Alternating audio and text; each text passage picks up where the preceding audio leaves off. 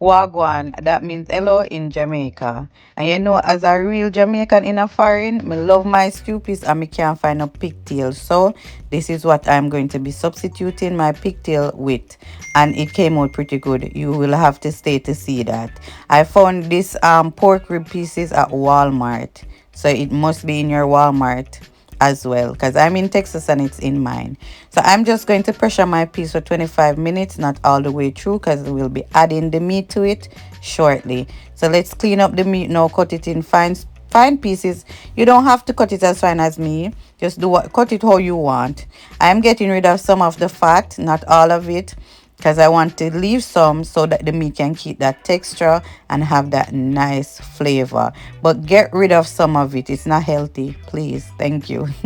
Once I'm done doing that, I'm going to wash it with some lime. You can use whatever you have, lemon, lime juice, vinegar, whatever you like. Once I'm done doing that, I'm just going to season my meat.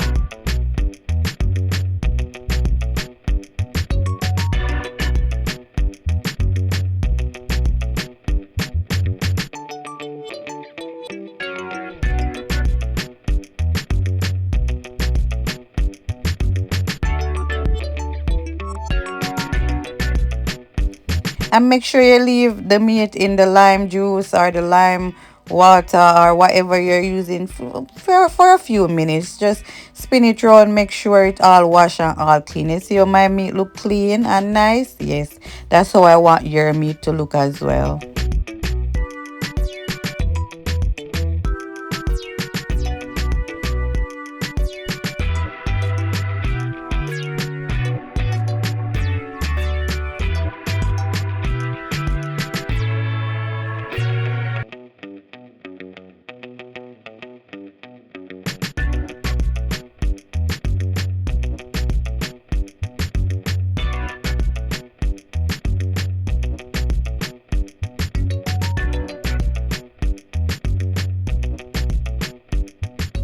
You see how the meat pretty?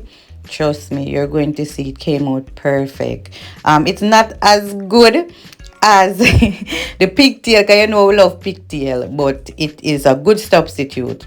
So I'm just adding some black pepper and some all-purpose seasoning and some cayenne pepper. That's all I'm going to add, because as we go along, we're going to add more seasoning to the overall pot itself.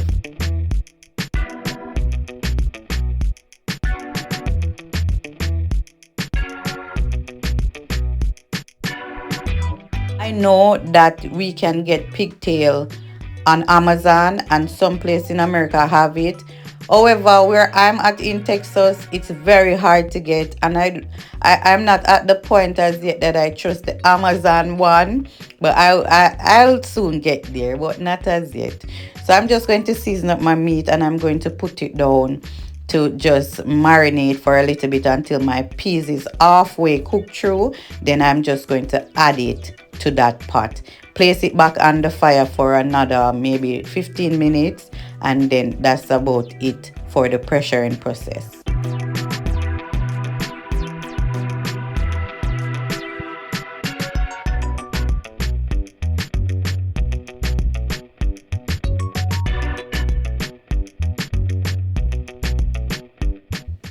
So my peas is halfway through and I don't have any time to allow the pressure cooker to cool. So I'm just going to run some cold water over it. If you know, you know. This is what you do to speed up the process. I'm going to open my pressure cooker now because it's cooled, and check my peas. It's not fully cooked, but that's exactly how I want it to be, because I'm going to now add my meat to it, place it back on the stove for 15 to 20 minutes. And that's about it for that part of the meal.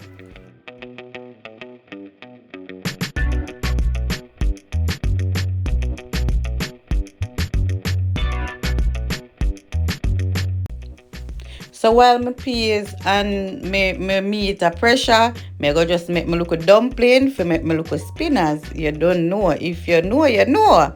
So we have to put this in there. I am not a flour person, but my husband, him love flour, so me I just do this for him, not for me. But the original stew peas always have to have your little spinners. If you can't do that part, yeah, no worry about it. Drop 2 pieces of carrot in it and you're good to go.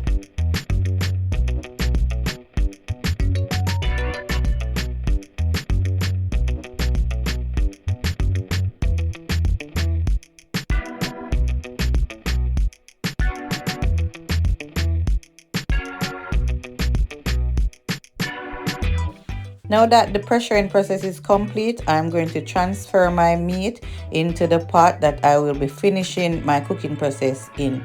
You don't have to do this if you were slow cooking your meat and peas, as I know that a lot of people do, which I am really surprised of, because that will take hours. But if that's what you're doing and you're not using a pressure cooker, then you can skip this step.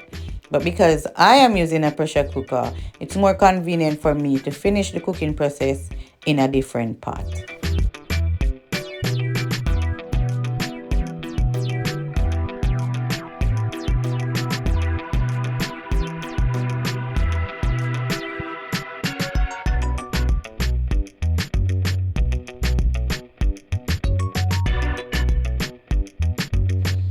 Now that I've done the transfer and my pot is beginning to bubble, I am just going to add the flour, which is the spinners, you know. I was just about to say spinach, but the spinners.